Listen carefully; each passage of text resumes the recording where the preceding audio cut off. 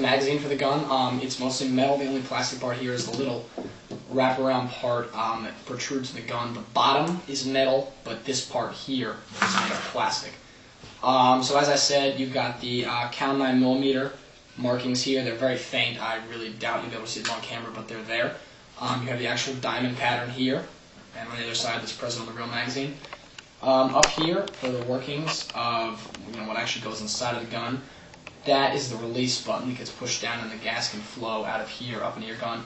The magazine lips, a lot of gas guns have this problem. The M93 is no exception.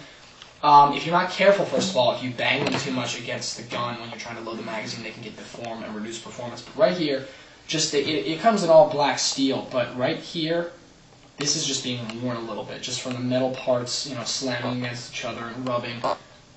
The paint just gets worn away. I don't mind it. I think the faded look is kind of cool, but if you don't, just, I don't really think there's a way to avoid it with this gun, so just be aware of that. Not a whole lot to say. Down here we have the feeding nipple. The well-known green gas, it's a 1,000 milliliter can. Hold it upside down. Put it on here, just push down in 2-second bursts until extra gas starts to go out of there. Green gas, as we know, is just mostly silicone, lubricant, and propane, so it is the dual action of lubricating your gun and making it function. If you switch to a propane adapter, that's all right for this gun. I'm not going to endorse or not endorse propane. A lot of people say it's great, it's more powerful. A lot of people say, well, it's dangerous. Form your own opinion. I don't know. All I'm saying is that the metal slide version can take propane with an adapter, but I would recommend that you put some lubricant down around here and on the propane can, just for purposes of not damaging your gun. So the magazine, pretty basic, holds 38 rounds. You can't see the BBs in here. There is an extended mag available that holds 50 rounds, but it's about $50, so it's a little bit expensive. Magazine goes right into the gun. Not a big deal. Lines everything up nicely. Magazine release button is not too sensitive. On the mag, though, is heavy, so it's going to hit the ground hard if you let it go out. So it could, could knock you in the toe pretty good. So I'd be a little careful. The whole gun just has that theme of being kind of heavy. So that's the magazine.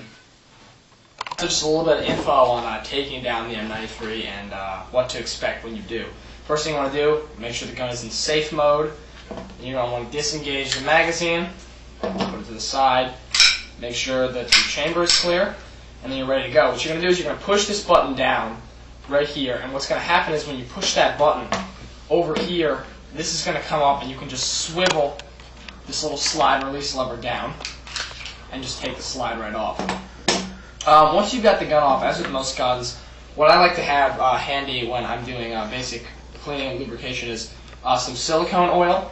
Depending on what you're doing, you want different viscosities. Make sure to use 100% silicone oil because other silicone-based lubricants can actually damage plastics in your gun. I also like this UHC silicone spray. It's just a little bit useful for doing like a light coating on a certain part of the gun. It definitely has its applications, but you don't want to use it for every single type of lubrication in your gun. The other thing I like is Q-tips because they're really good for getting the little tight spaces in order to get, just little, gunk out of your gun. They can also help you wipe off extra oil.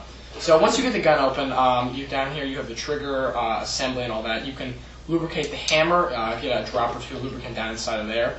Just make sure that everything's in working order. And it's really important to, before you lubricate your gun, to just wipe all the extra dirt and grime off, because that way you can make sure that you're not just gumming up your gun even more. So once I've done that, you can put this aside because for basic field maintenance this isn't necessary. Then we can come down here to the slide assembly. When you open up the gun, watch out because this recoil spring here isn't captive.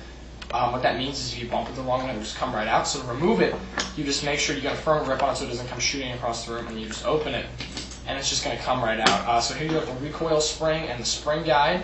You can clean those and lubricate them if you like. You put those aside. And then you're just going to reach in here, and this little piece of milled aluminum, you're just going to pop right out. That deserves a little bit of a cleaning, maybe a little bit of lubrication. And then you can just go right ahead and slide the barrel all the way forward and just pop it right out. So now what you're left with is you got your barrel, your recoil spring, and your guide, and then down here you have the blowback chamber. Looking inside of the blowback chamber, you can see this little metal rod here. That's where gas actually goes in through this portal from your magazine and comes out there to propel your BB. So for basic field stripping and cleaning out here, you can just get a little lubrication on there because that piece actually has to slide inside in order to function properly. You can get some lubrication down in here.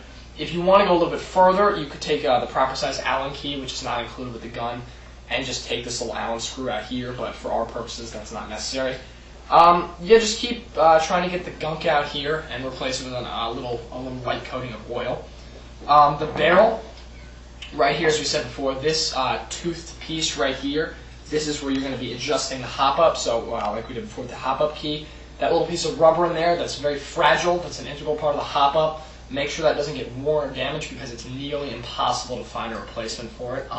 You can save yourself a lot of time by just really making sure that that's clean. That's another place you want to avoid using things like WD-40 because they can really just eat through rubbers and plastics like that.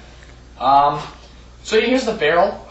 If you want to disassemble this to put in like a new tight bore barrel, you're going to have to pop out these pins here, and then this will just come right off and you can take the barrel out.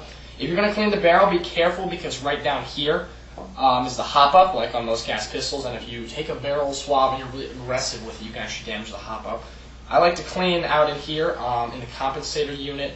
You can go a little bit inside the barrel maybe. There's some debate about lubrication inside barrels. I would just forego it entirely and make sure that you use proper lubrication on the rest of your gun and you should be fine. So putting it back together, you're just going to take first the barrel, slide it back in, and move it forward until it seats itself. You want to seat it over that little metal rod there that comes out of the blowback chamber. And you're just going to take that little piece, sort of shoehorn it back in there, and then just drop it right down. It should fit on. So once you've got all that done, then you're going to want to take the recoil spring and put that back in. Now that's probably the most complicated part of this whole procedure because the recoil spring likes to try and fight you. So what I like to do is just try to get as much of the spring over the guide as you can and then put it in its notch. And if you do that properly, you should be able to push the spring down and actually sort of loop it into that little piece of metal that we took out. And then you're just going to take the whole slide assembly, line it back up, push it back over the top of the gun. Right here there's going to be a little piece of triangular metal that's going to be sticking up sometimes. Just push that down so it doesn't scrape your slide. And then just keep pushing. And we're stuck here. This sometimes happens with this gun. If you just apply gentle pressure and push down all the right places, it'll go back on. And then once everything's lined up, you're just going to want to push that little slide release lever back up, and you should be back in business. Make sure everything's working properly. If it's not, it's an easy disassembly. So that's really about it for the basic field strip for this gun. It's not too complicated, but you want to make sure to do it quite frequently if you're using full auto and through-round bursts, because full auto gas pistols require a lot of maintenance. Otherwise, their full auto mechanisms will break down. So in conclusion, the gun is a kind of big, hefty powerhouse, a little bit of a gas pig. I get about 3 magazines worth of BBs per fill up with the green gas.